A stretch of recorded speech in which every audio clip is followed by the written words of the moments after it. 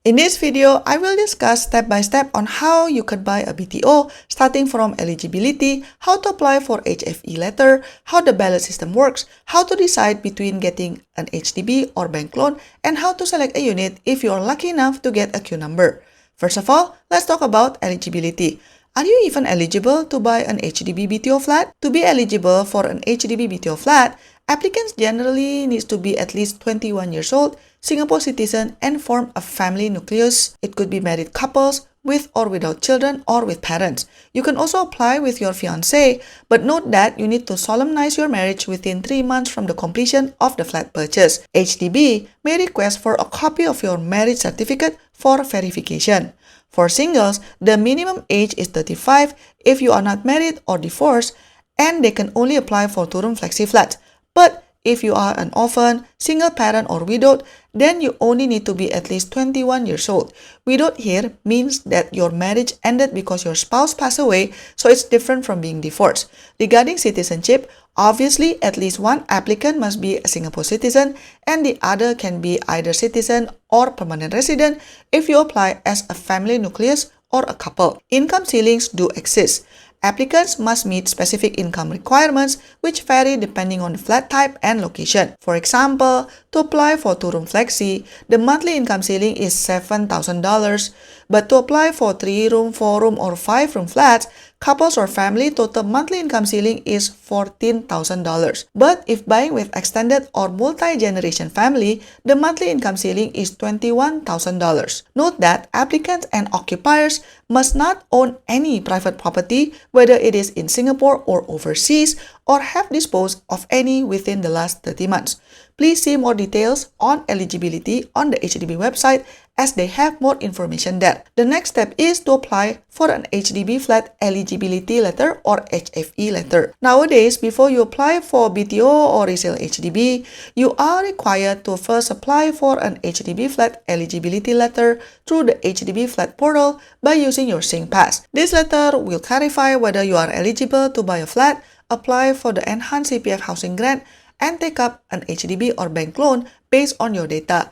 Objectively, this is quite helpful to know what's relevant to you. Without this HFE letter, you seriously cannot apply for any BTO, even in non-mature areas.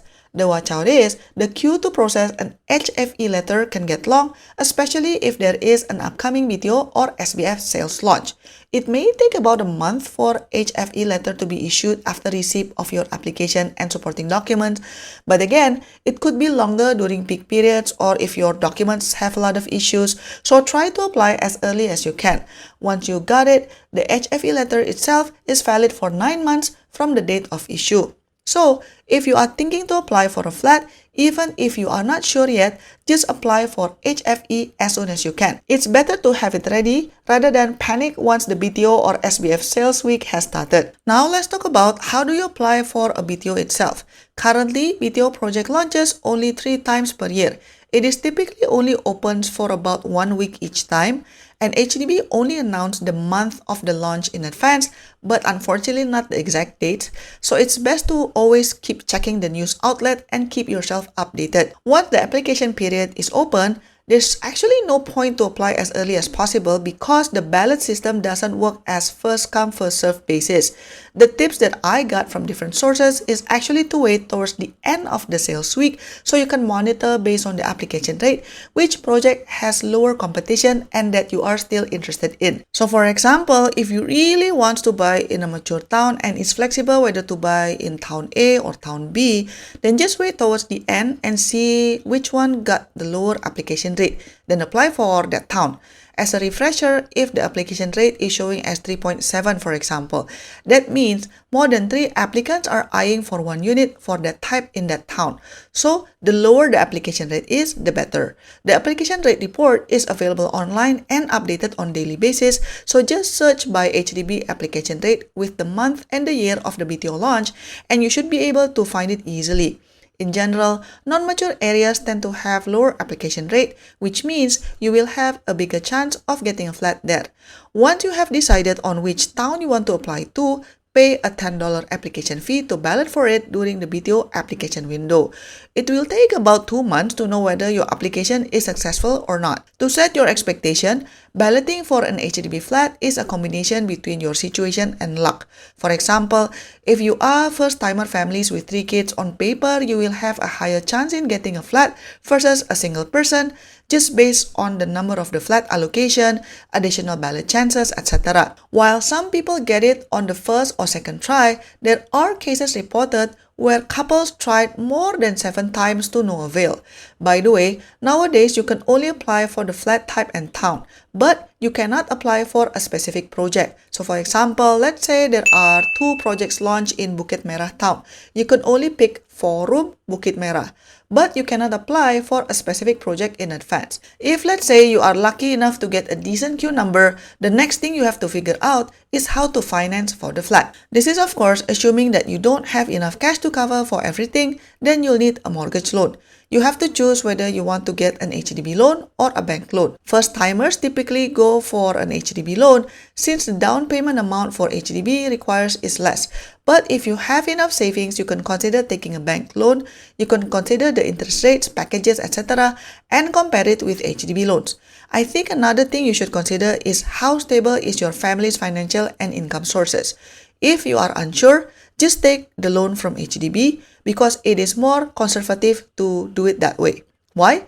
Because for homeowners who are struggling to pay back their HDB loan, HDB has a bunch of financial assistance measures, and I would think generally banks would be less forgiving. Another consideration is you can later switch from an HDB loan to a bank loan, but you cannot switch from a bank loan to HDB loan. So if you are unsure, just get the HDB loan first and see how it goes. Either way, you will need to get some kind of loan approval in principle before you can book the flat. So you'll have to have all your loan documents in order to sign the lease agreement. For an HDB loan, there's no further action needed because the steps have been done when you obtain your HFE letter.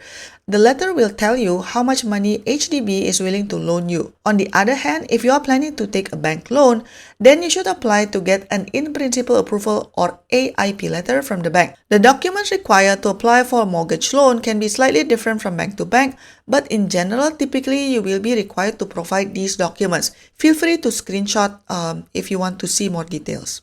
Remember to shop around to get best deal, as mortgage loan details are usually not posted online by the bank.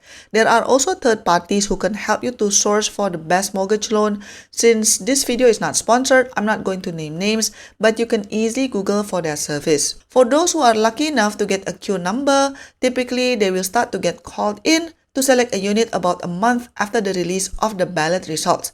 Your queue number will determine your priority in choosing a unit. Interestingly, the number of people allocated queue numbers will exceed the number of units, as typically there are applicants who dropped out along the way. Speaking about dropping out, note that nowadays the penalty is getting harsher if you get a queue number but did not pick a unit at all. If you want to know more about what happens if you cancel an HDB flat application, check out my other video. I'll put the link in the description down below. Anyway, when showing up at HDB Hub to book your flat, don't forget to bring along your IC and income documents if you are taking a housing loan from HDB. I highly recommend already shortlisting your preferred blocks and units in order of priority and then pick what's still available. And you should have many multiple units in mind, as everybody wants to get the best unit. Maybe list down like 20 plus units. Remember that unit selection is very consequential, so it is worth doing enough due diligence. Once you have selected your unit, start the purchase process by paying an option fee on the spot.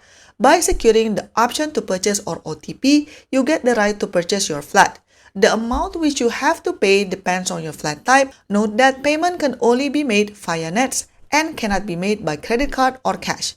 If you are eligible for CPF housing grant, this is the time to apply for it as well. So make sure you download the application forms for enhanced CPF housing grant and bring them along to your flat booking appointment. Comment down below if you still have questions. Don't forget to like and subscribe, and I'll see you on my next video. Bye bye. To support my work, you can give a one-time tip by pressing the thanks button, pick the amount that you want, and click buy and send. Or you can also press the join button for exclusive contents and monthly membership. Your support means a lot to keep us independent. Thanks for watching, and I'll see you in my next video. Bye bye.